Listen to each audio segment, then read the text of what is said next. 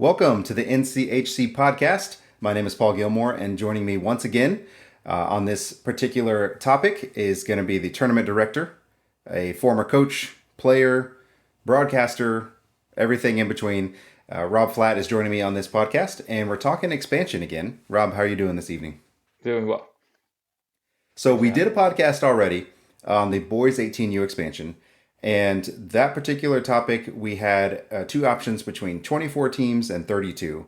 The girls formatting is actually going to be a little bit different, and so we're here to talk about that. And the two options that we have in front of us for the girls 18U is going to be 16 team format that we had last year and a 32 team format that would be essentially doubling the fields. And so here to kind of break all that down and talk about those two particular options and all the pros and cons is Rob. So Rob, I'll go ahead and just kick it off to you. The first format we're talking about is 16 teams, and this is going to be the same format that we had last year. So just kind of running through for anybody that's listening and would be curious, what that would look like for the upcoming 2024 year. What would you tell them about that format? Sure. Well, first, Paul, thanks for having me again. And I've had a chance to watch both the Lily Williams interview and the Thomas Brothers interview, and those were phenomenal. So keep up the great work. And Thank you. well, I love being able to talk about a little less exciting things, like formats, and we've got rankings down the road we'll talk about and some of those things. But really right now for the varsity girls, the 18 and under girls age group, it comes down to expand or not to expand. And the boys 18, it was decided resoundingly we were going to expand based on the voters from both the Eligibility Advisory Board and the Eligibility Guidelines Committee.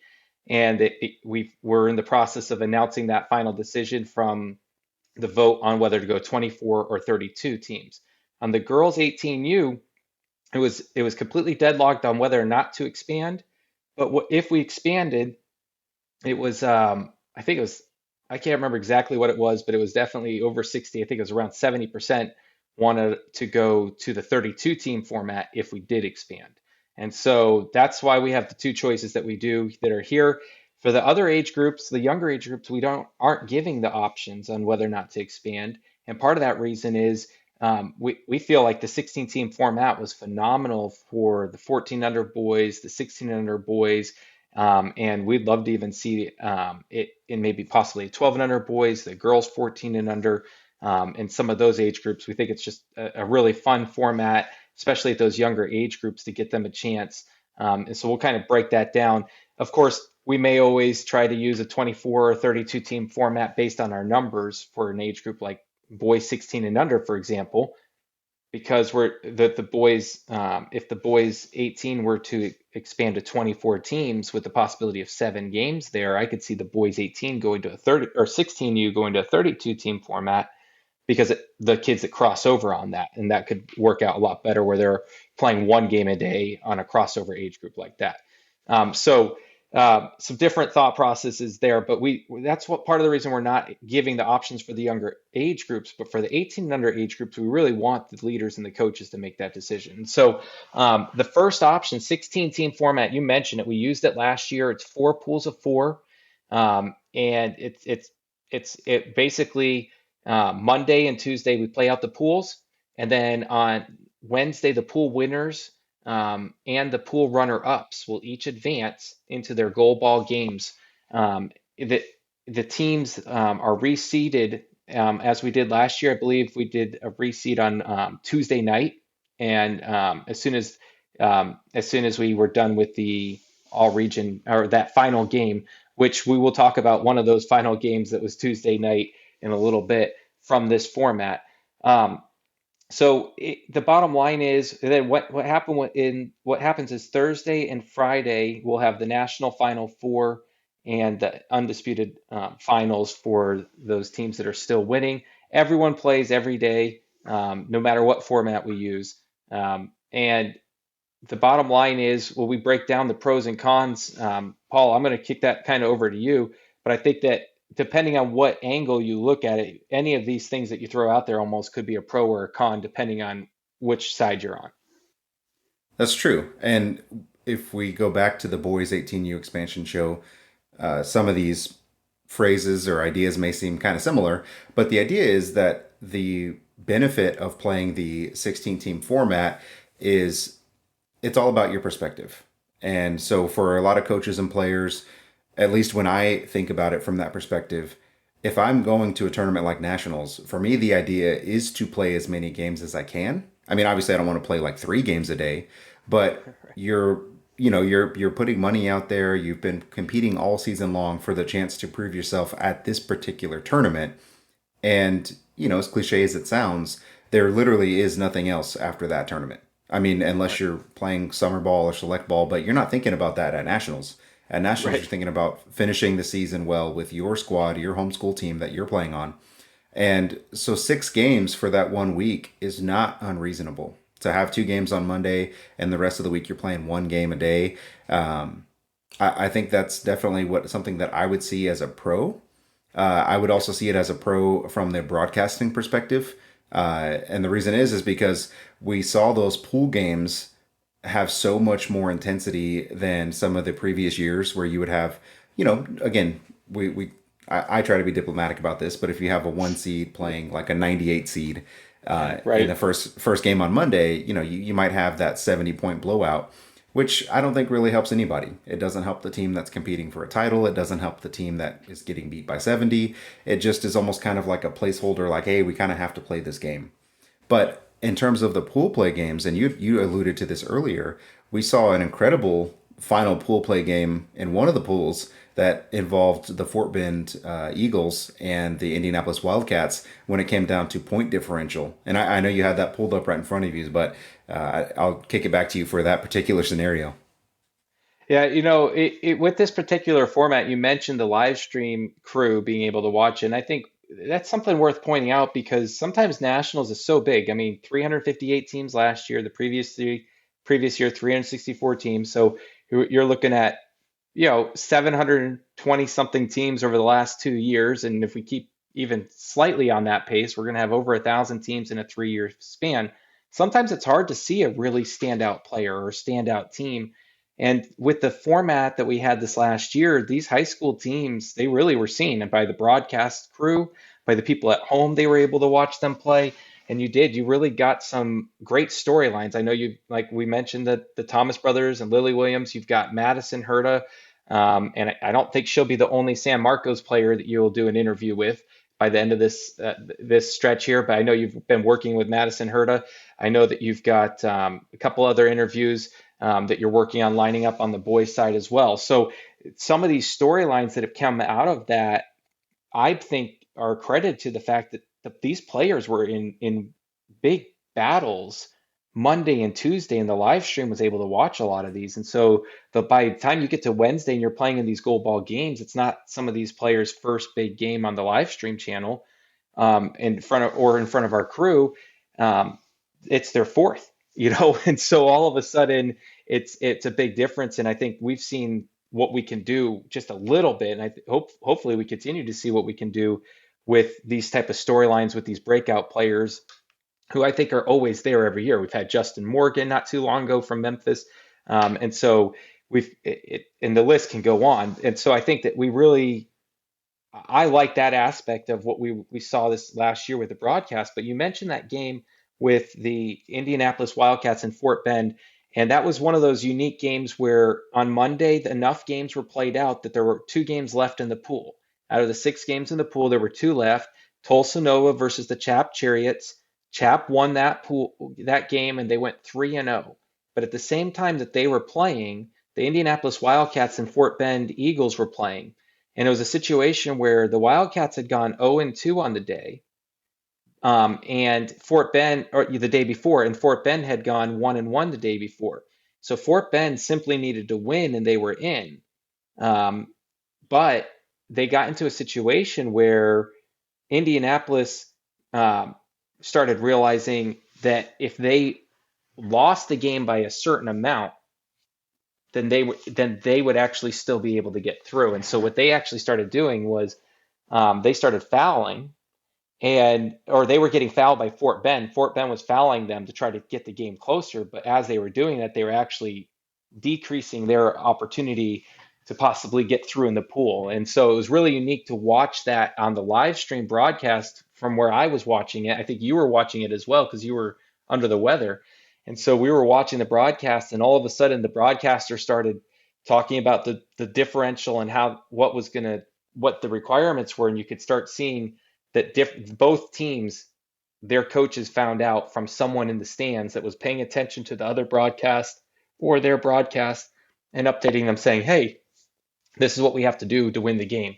And of course, there's always going to be some that say, well, that makes it's not just basketball, and we hate that aspect of it.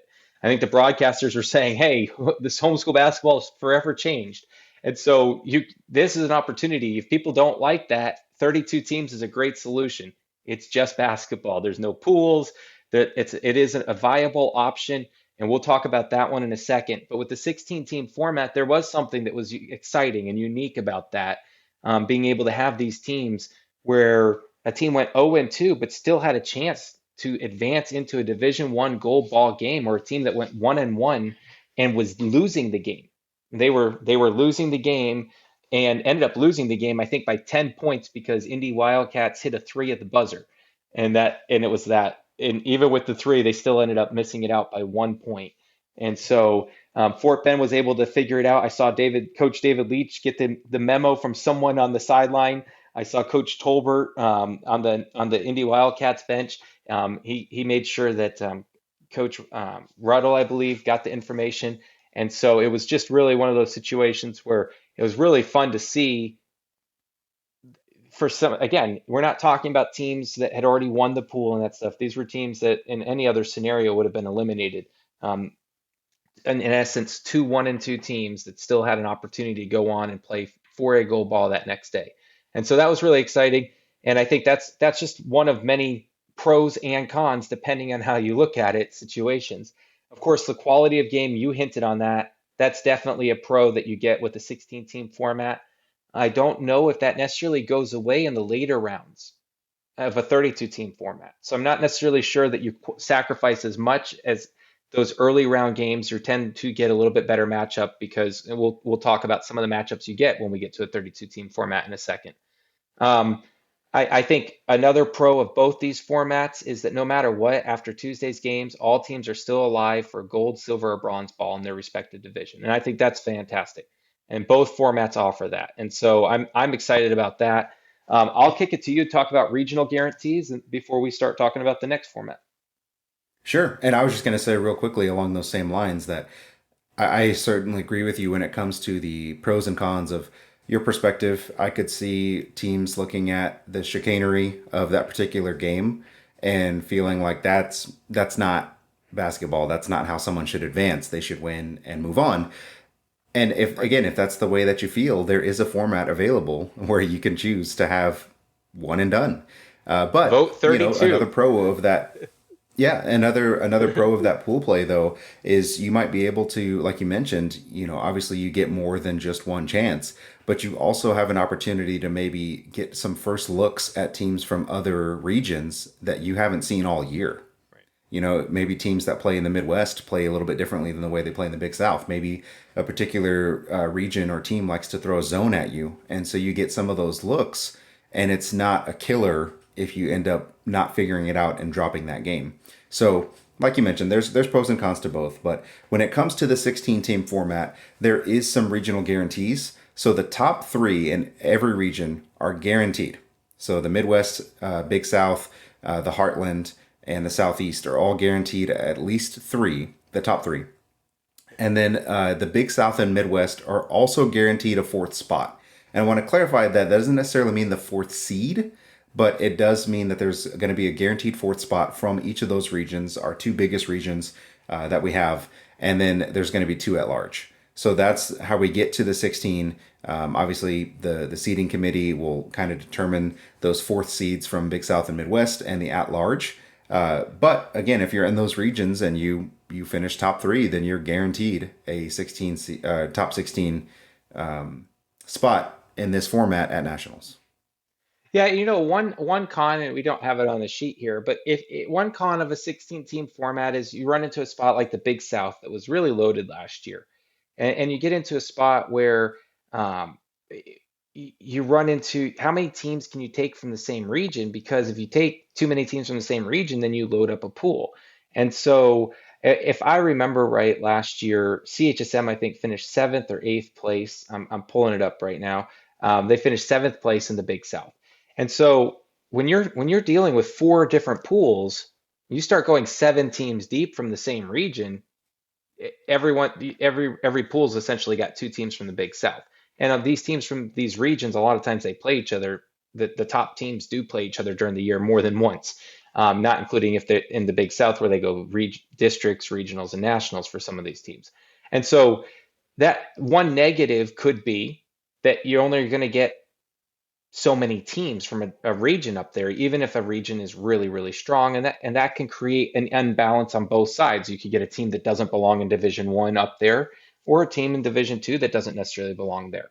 And I think in the girls 18, we did see maybe a team or two that in Division One that definitely didn't maybe prefer to be there, and the results would back up that maybe they would have been a better Division Two team. And there's some teams in Division Two that could have definitely held their own in Division One. But like I said, if you finish seventh place in the Big South, it's not like you're having a team that was sandbagging down there. I mean, it's a legitimately young team in the case of like a CHSM that did very well in 16U, and they had players playing on both teams. And as far as the whole aspect of four teams moving in there, that four we'll evaluate the fourth and fifth place team with as the seeding committee. We'll look at that and see if there's something that stands out. Obviously, if the place finish beat the fifth place finish, then that makes it really simple. Then it would be the top four would all make it from that particular region if it's Midwest or Big South there. So um, I think that covers the 16 team format. So I'm going to jump right into the 32 team format then. Um, One of the cool things with this is it's a winner go home from the start. There's no it's just basketball, so to speak. It's real simple in the sense that Monday each team will play in one of four Division One gold ball brackets. The 16 winners of their opening game will move into their Division One gold ball semifinals on Tuesday. The 16 teams that lose their opening game, they move to Division Two's gold ball semifinal game that begins on Tuesday. So the teams that win on Tuesday, whether they're in Division One or Division Two, they're going to play for a gold ball on Wednesday. And the teams that lose on Tuesday will move into their respective divisions bronze ball bracket, which is going to have 8 teams in Division One and 8 teams in Division Two.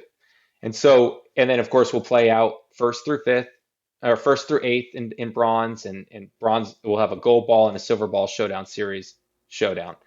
And so it's real straightforward. When we look at the pros and cons, I'm going to kick it over to you on this because we've got again it's one of those deals where what we consider a pro or a con, like you mentioned, you want to play as many games as possible. I remember as a coach and a player, my philosophy was I don't every game is an opportunity for someone to get hurt. And I don't care what team you're with. I was on some pretty good teams and coached some pretty good teams.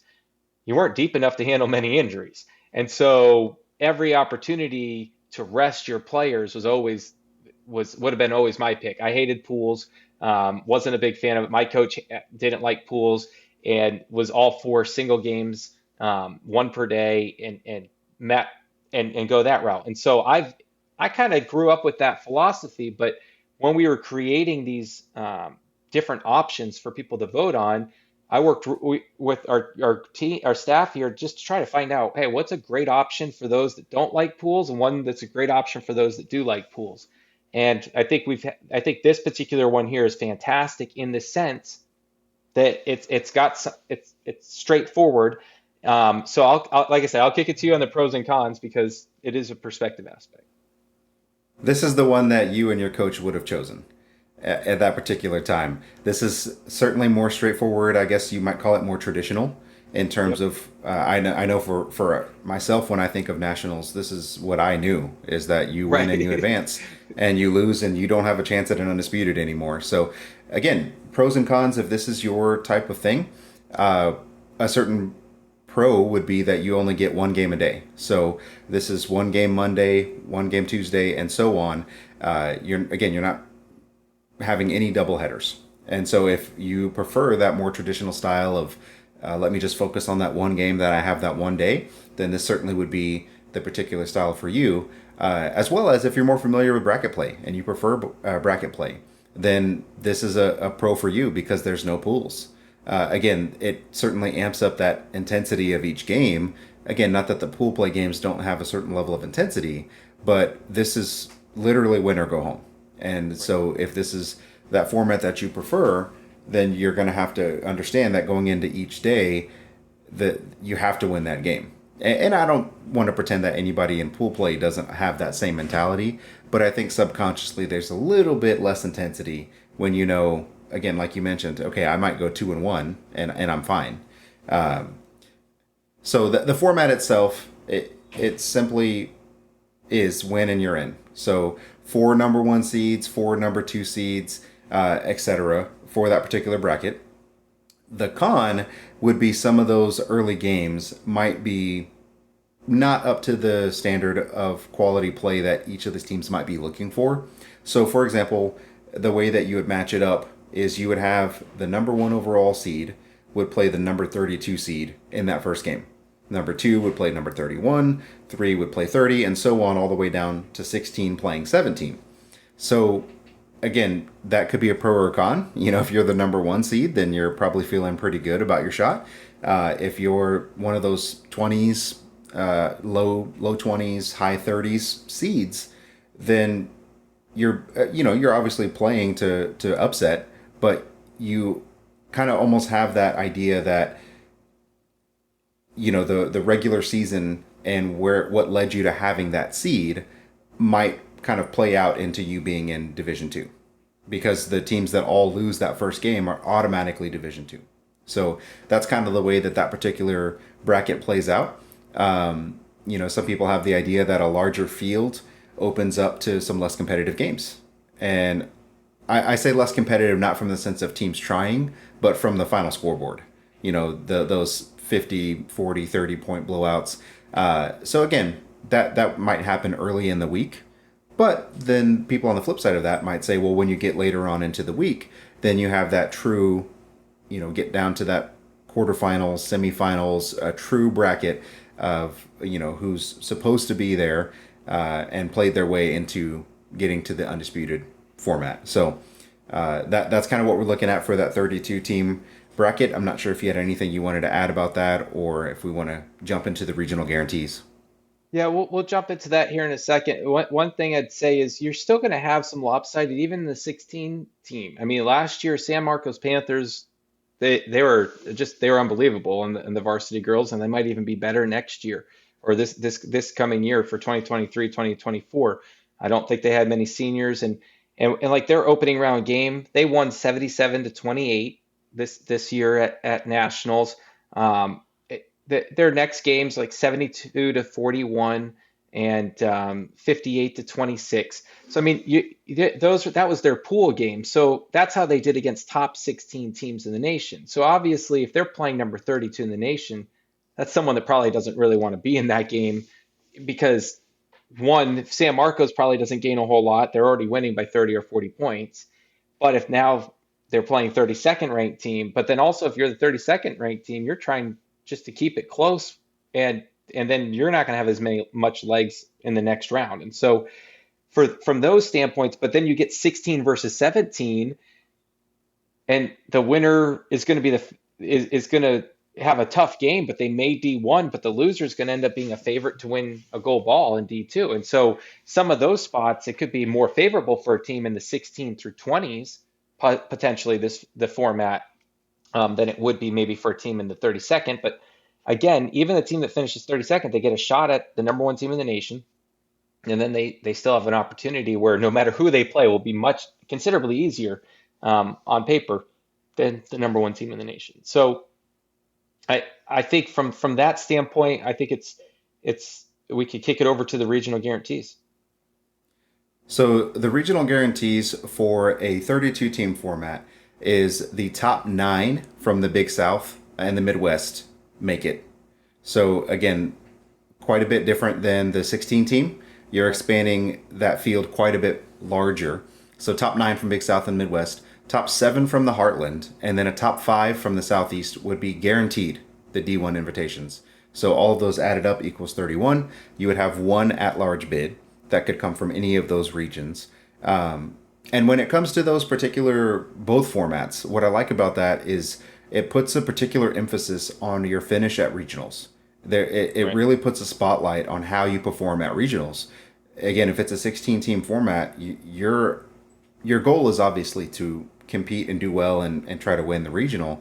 But if it can finish in that top three, that changes your entire postseason. 32 team format. If you can finish in the top five, six, seven, for some of those bigger regions, top nine, and you're guaranteed a shot at an undisputed, I think Right. those are just it's a really great place to be for competition standpoint, to see regionals really do matter in these particular formats. Yeah, I think that's a great point, and I think that's one of the more exciting things that we saw this last year was regionals mattered more, and you could see that, you could feel it. You were at the regionals, Paul, so you had that sense where you had those banners. One thing I love about the 32 team format is teams earn their spot into D1 at nationals, so they get that chance for that banner right there at nationals on a live stream broadcast for a bunch of them, if not all of them.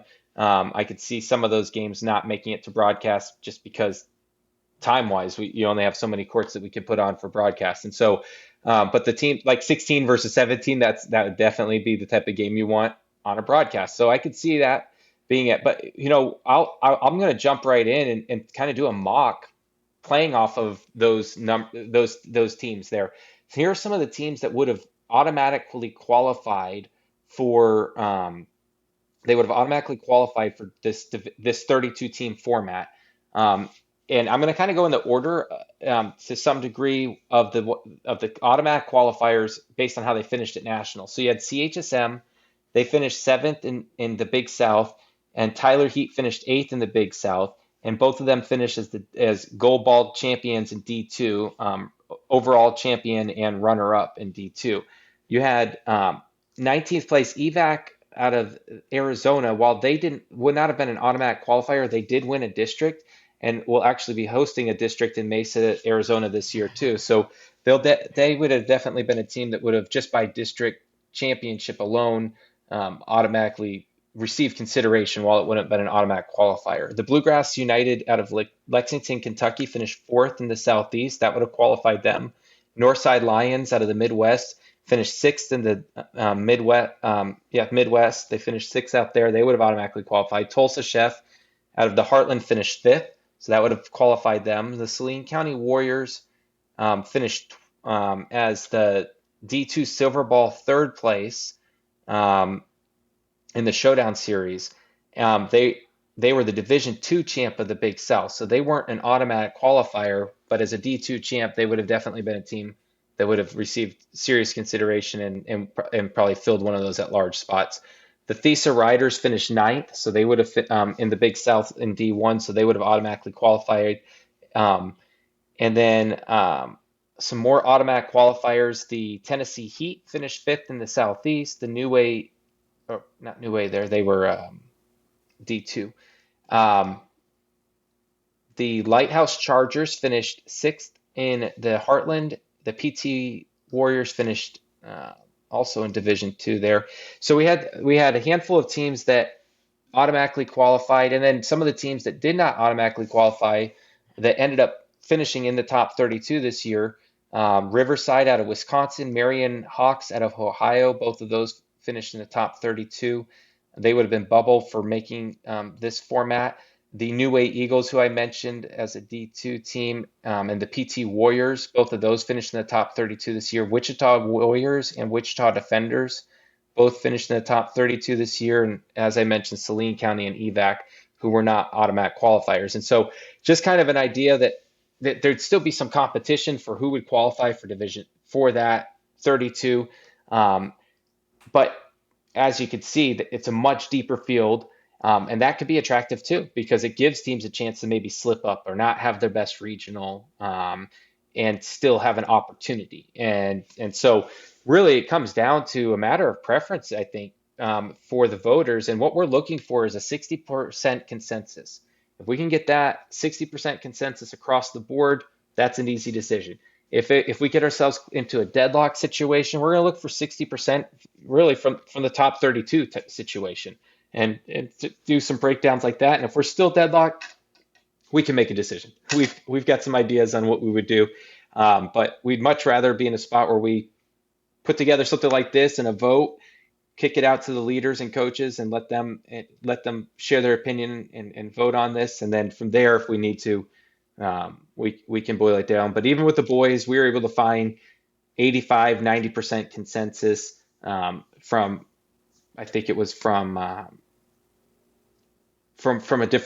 group because it's always going to be tight in those situations. But when you can find 85, 90% consensus from any group within that gives you an idea of what you're looking for. And so that's what we're looking for in this particular vote. And I think it's definitely going to be very interesting to see how the voters vote. One thing that was fun to do with the boys is how did the top 10 vote? How'd the top 8 vote? How'd the top 16 vote? How'd the top 20 vote? How'd the top 32? How'd the top 40 vote? And breaking down those and kind of seeing how the voters went in that way. And so I look forward to doing that with the girls and getting an idea. We're looking to have a decision by August 5th, or the voting done by August 5th, the decision announced by the 6th or the 7th.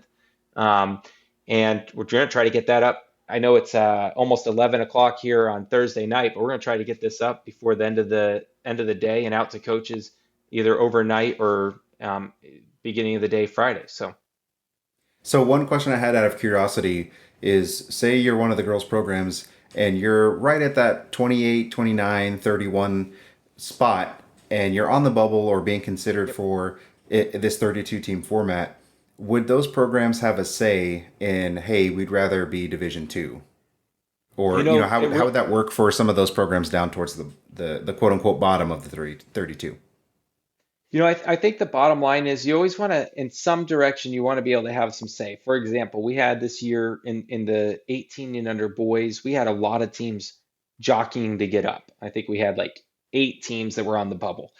When we're in a spot like that, we're going to have conversations because in the end, if we have to make decisions, we will, but we'd much rather talk to coaches and leaders and find out what their goals are and who the right fits are going to be for each division. On the varsity girls side this year alone, we had a couple teams that would have preferred BD2. So out of the 16 teams, we had a couple that were like, we're not probably ready for D1. And looking at their results, again, there's definitely some learning opportunity for us. I'm not sure how much we can do differently. I know one thing that we definitely will look at is next team up was a philosophy that we had this last year. We're not going to have that again, where if a team finishes fourth place in a region, that top three are guaranteed that the fourth place is going to automatically get the first, like they're automatically going to be the first team we consider. If you don't qualify, we will consider you, but we're not going to automatically put you there just because of that. And I think that right there will help. That gives us a little bit more wiggle room. I saw that, I think, impact both the Southeast and the Heartland girls fourth place teams were pulled up, and both those teams didn't finish as well as they maybe would have done in Division Two for sure. And so, um, but as far as will they have a say, sometimes we really don't oftentimes allow in those spots because if 28, 29, 30, 31, 32 are better than 33, 34, 35, 36, 38, 37, we're going to put the better teams in D1, D2 because we're not, you don't, whoever you pull up is going to end up being in that more lopsided game with a San Marcos or someone. And so that you're hurting both San Marcos and you're hurting the bottom team because you're not looking for a 75 point spread, so to speak. And so there is a level where we do take into consideration, we do have the ability for teams to opt out of certain divisions based on their age. And so if teams are younger, a younger 18U team, they can opt into, in this case, it would be opt into Division 3, for example. In the case of in this last year, if we use the same format again, then it would be they could opt into like a Division 2 or something, or maybe even Division 3. And so we do have some options like that, but no, we want the best teams in those areas, and so we're going to do our best to get them, and we also want flavor, and so if we err on something, sometimes it may be we take a team, the fourth best Southeast team or fourth best Heartland team, and we pull them up because we can't afford to have 8 teams from Texas all in the in 4 pools. Even if those teams from Texas were all really darn good this last year and might be again this next year, and so that if that Right. might mean expansion to 32 helps with that, but then it also creates a situation where um, right now the parity's not as big, but down the road I could see it being where the 1 versus 32 is still a nail biter, or we start getting upsets in those spots. Um, there is parity even on the high school boys, but I say that, and yet we still saw some very lopsided games when we were going as deep as 48 or 32. And so I think 16, 24 teams is good. I think 32 on the varsity boys, if that's where that goes, can handle it. But I think the varsity girls, it could be a stretch. But the one thing you could get is really good Division 1, really good Division 2 gold ball brackets in a format like this. And so while maybe that first round game is lopsided, maybe don't throw the baby out of the bathwater, so to speak, if we consider the fact that the next round games, 1 versus 16, 8 versus 9, that's 17 versus 32. Like these aren't as scary of games, so to speak. And so all of a sudden, Monday's games might be a little more lopsided, but Tuesday, Wednesday, Thursday, Friday might be really, really good games in a format like this. And so, yes, I do anticipate probably one of the biggest concerns would be if a team's in those lower spots. What if we don't want to play that? Um, and and so I think that would be one of my concerns with a 32 team format. But I also feel like there's plenty of concerns with the 16 team format. Again, depending on perspective. I will say that while I did have that philosophy about pools back in the day, I've definitely been won over to the value of options and creating good options. And I've had a lot of fun seeing what we've been able to do the last couple of years with pools. And I'm really excited about these next couple of years on the potential of where we could go with that. So I'll tell you what, you mentioned flavor. Earlier, my wife and I, we made some tea that had some cardamom in it. That was some good flavor. But I hey, will say as that sounds well, good. ultimately, one thing I've always appreciated about nationals is the heart has always been to provide the best experience for each program that you possibly can. And within a sport that's so competitive and can be so physical, like basketball, it can get lost sometimes that what this is really all about. And so I've always appreciated the way that you've directed these tournaments to provide the best experience. You've never been afraid to mix it up if you think something is better or if the people are demanding something better.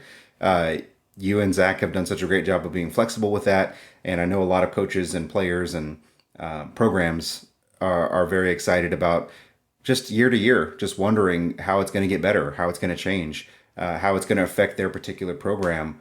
But ultimately, at the end of the day, like you mentioned, it is really just to provide the best experience possible for each program and each player and each parent and everybody that's attending. So, with that, I'll mention, not announce, but I'll mention that the if you're looking for that boys 18 and under expansion decision, that is coming soon. Decision has been made. We're not announcing it right now, but it is coming very soon. So we'll have a certain format that we're going to be releasing that. And again, similar for the girls, we're going to put the vote out there in the link for this particular podcast on both YouTube and Spotify. We'll put the link for the vote.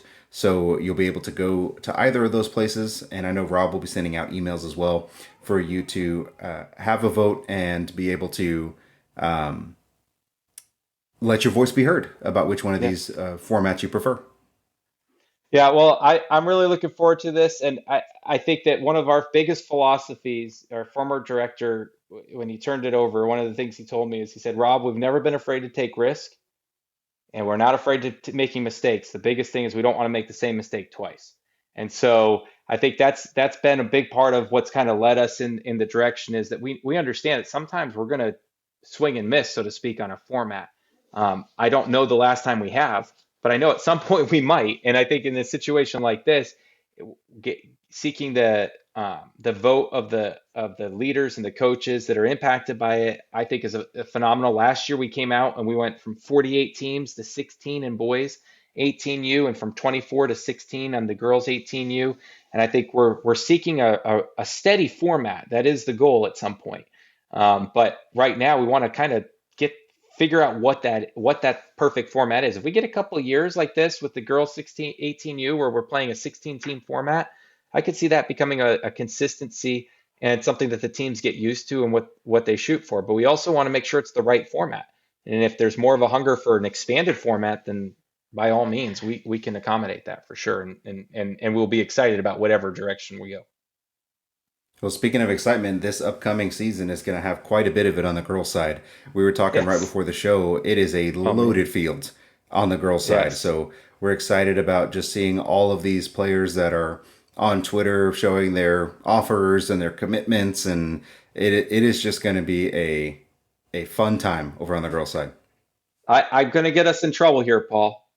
Right now, it's August, and anyone that stuck around and listened to the podcast, 40 minutes in, I guess they deserve to get a little bit of the opportunity for us to get in trouble. So I'm thinking when I look at this, and I'm not saying that this is where the national champion will come from, but I'm going to say that when I look at next year, I'm saying I think it's really a Michigan Texas situation. Again, there might be someone out from like we've had some great Indiana teams, we've had some great teams from around the country um, that have challenged Tennessee, Memphis Eagles, not too far removed from being a dynasty on the girls' side. But I really feel like what we're seeing, you've got West Michigan Hornets, you got the HEA Firebirds, and then on top of that, you've got the Texas side, San Marcos. You've got CHSM, who's going to looks pretty scary this next year. And so I think when we start looking at that and start breaking it down, Fort Bend had such a great year last year.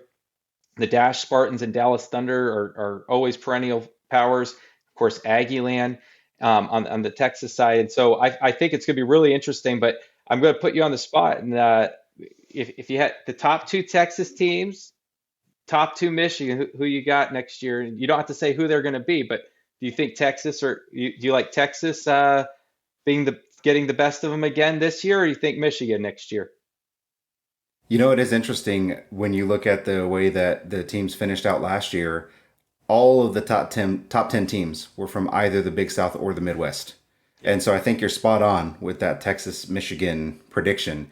And Now I'm consider me giving biased, Memphis but giving Memphis tons of bulletin board material there. So, Coach Guess, you're sure, welcome. yeah, you're Um, going to get emails. Yeah, you're going to get emails. You're going to get tweets. You're going to get all of the things thrown at you. But again, consider me biased, but all of the talent that we saw returning back to San Marcos, I know you said I don't have to name any program. I am yeah, naming yeah. San Marcos, Okay. giving them their flowers and their There due. you go. The team that they're bringing back, I think, is going to be incredibly difficult for any team to Yeah. overcome. Not impossible. As a matter of fact, I think were you to kind of predict somebody to topple them, I would say a Michigan team would be right behind. But I am predicting the champion to come out of Texas once again. Hey, that's a great prediction. I appreciate your time, and I can't wait to get this posted and start getting some votes in. Okay, Rob, thank you. Have a great evening. Thank you for All right. listening to the podcast, and we'll see you on the next one.